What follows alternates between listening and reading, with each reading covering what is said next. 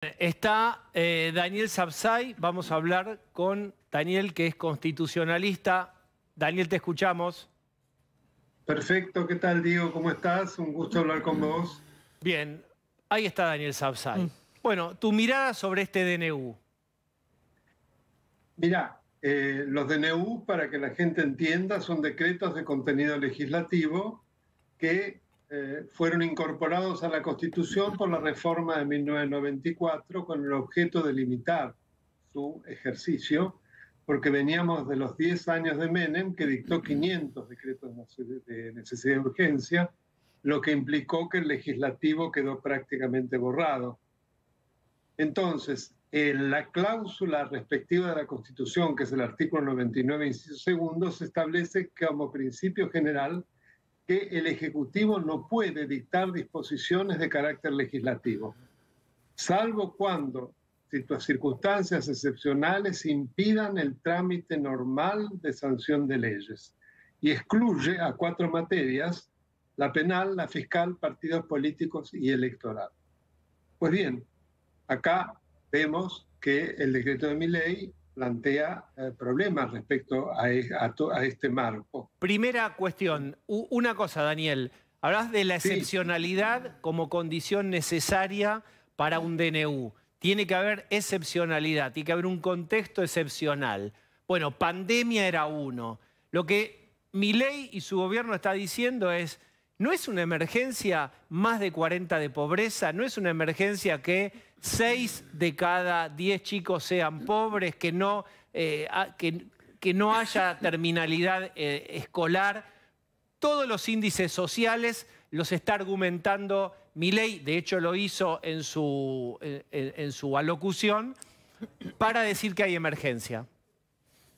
pero eso puede ser tratado a través de leyes, de ninguna manera a través de decretos de necesidad de urgencia. Y de hecho lo puede hacer porque él mismo ha hablado que va a convocar a sesiones extraordinarias, con lo cual el procedimiento legislativo no está de ninguna manera cercenado. No ha habido, la Corte Suprema definió esas situaciones de excepcionalidad, ya sea por fenómenos súbitos de la naturaleza, como un terremoto, un tsunami, o un descalabro económico de tal magnitud que se necesita rápidamente que el Poder Ejecutivo, que es el órgano permanente, tome una medida para evitar males mayores, y eso debe ser rápidamente enviado al Congreso para que lo ratifique. Bien, voy de vuelta desde otra óptica. Uno vio que hay una tabla, como si fuera una tabla de posiciones, de cantidad de DNU de todos los últimos presidentes. ¿Qué hay sobre todos esos DNU? Bueno, en primer lugar, el caso de Menem, que ha sido terrible, ¿no es cierto? Respecto de los otros presidentes, es importante tener en cuenta el poco control de parte del Poder Legislativo, porque la ley reglamentaria que fue dictada a instancias de Cristina Fernández cuando era presidenta de la Comisión de Asuntos Constitucionales del Senado, establece una facilidad tan grande para que sean convalidados los decretos de necesidad de urgencia, que de hecho es prácticamente seguro que así va a ocurrir. Una sola Cámara es suficiente para que el DNU quede convalidado, y el silencio juega a favor de la convalidación del DNU, porque no hay plazos en el recinto para que se pronuncien respecto de la validez del DNU, y según la ley, desde el momento en que se lo dicta, ya tiene el vigor de una ley común.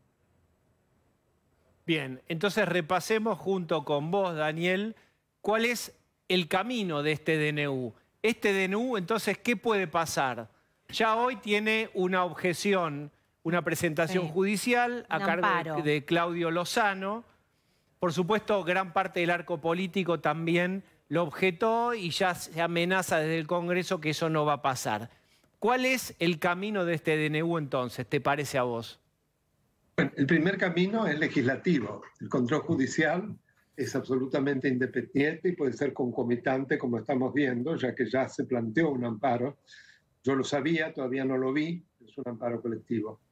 Ahora, el primer paso: jefe de gabinete debe, dentro de los 10 días de dictado, entregárselo a la comisión bicameral, para que la comisión bicameral, a su vez, también en 10 días, se pronuncie respecto de la validez del mismo.